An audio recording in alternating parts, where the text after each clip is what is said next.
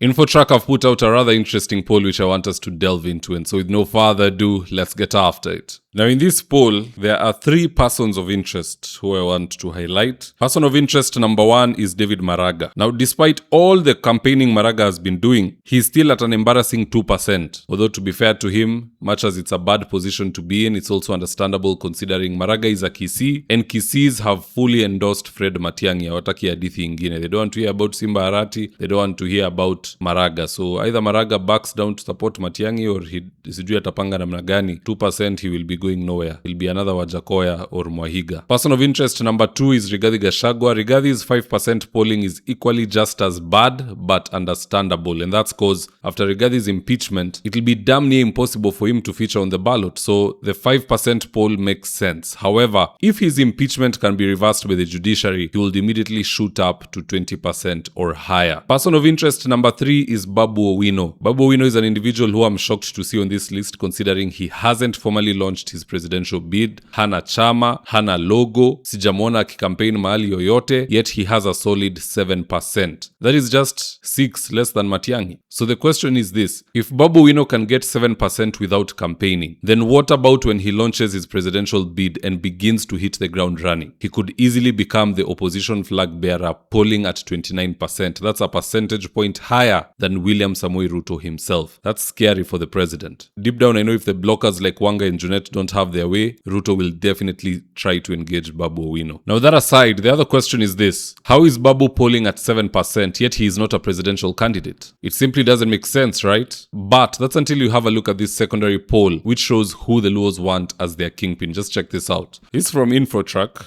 and the question they put to the respondents was who their perceived successor to the late Raila Odinga would be. And to my shock, Babu Owino is polling 3 times higher than the current party leader Oburu Odinga. I guess the name Odinga has lost value. Gladys Wanga is coming in at a solid number 3, Orengo 4%, Opiyo Wandayi 2%, Raymond Omolo 2%. This is a big disappointment from Raymond. Many have touted him as a successor, but he's down there at 2%, which is a shocker. We are having John Mbadi 1%. He is very poor record. Anyang' Nyong'o 1%. His age definitely removes all excitement from his name. Miguna, a very controversial figure. No one wants to take that direction. Winnie Odinga 1%. Uchile Ayako 1%, and the others are not sure. Babu Owino gets 33%. If you combine what Oburu Odinga has, Gladys Wanga has, James Orengo has, and Opiyo Wandayi, they still cannot see Babu Owino. Now, having put that into consideration, my message to Babu Owino is that you must be very careful. These amazing numbers that you're enjoying today will definitely attract an evil eye. Because remember, even in the Bible, King Herod ordered all the new Jewish-born boys to be killed just so that the Messiah, Jesus Christ, would die in the process. But Joseph was warned about this evil scheme by an angel, so they fled to Egypt where they survived. So, Babu Owino, keep working, but at the same time, be extra careful. These evil people will try to kill you in 3 ways. Death number 1 is a political death, whereby they deny you a ticket in ODM and they begin spreading nasty rumors such as you are a Wamunyoro mole ama wewe ni mtoto wa Muindi. We've had that all too long. It's fictitious, but they are fools who can buy it. Death number 2 is a physical death where they try to eliminate you. Just the other day, you are hospitalized with an illness. Don't take that for granted. Under this regime, we cannot rule out mischief from fellow ODM members or Kenya Kwanza goons. So moving forward, just do your best.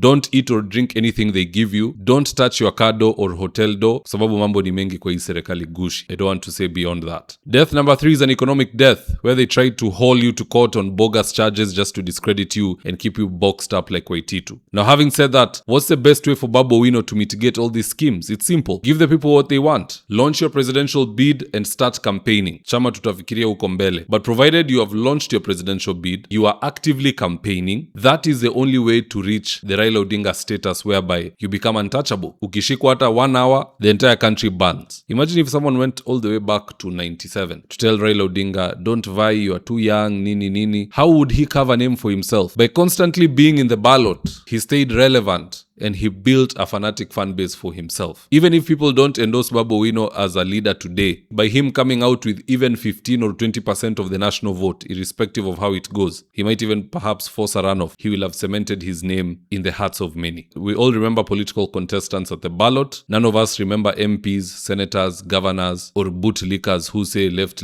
right. No one remembers that. Mtu kama huyo akistaafu ama akiaga dunia tunawasahau. So the guns are drawn.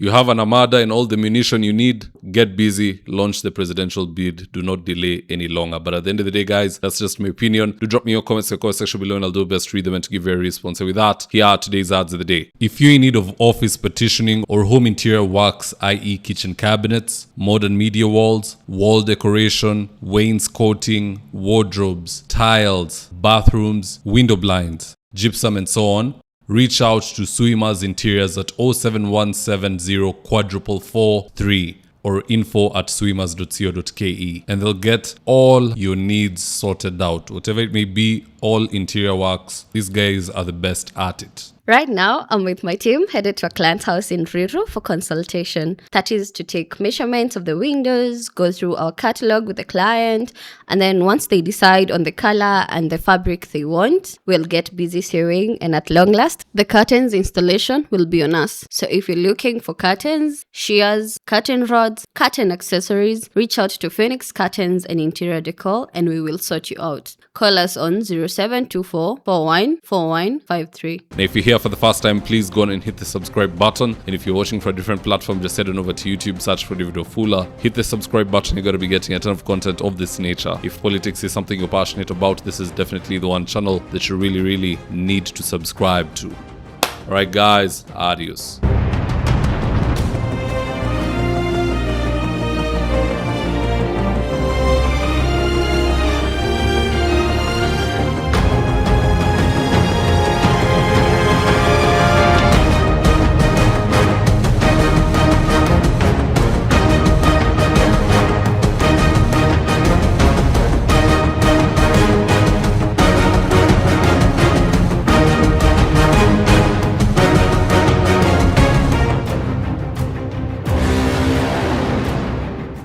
Thank you for choosing David Wafula as your primary news platform.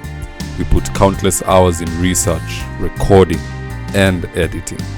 By showing up each and every day to watch our videos, you encourage us to generate more videos for the viewers. We are on a mission to inform, educate, and build a better tomorrow. To our thousands of followers in a world full of presidents, kings, and queens, you are the real gem. Adios.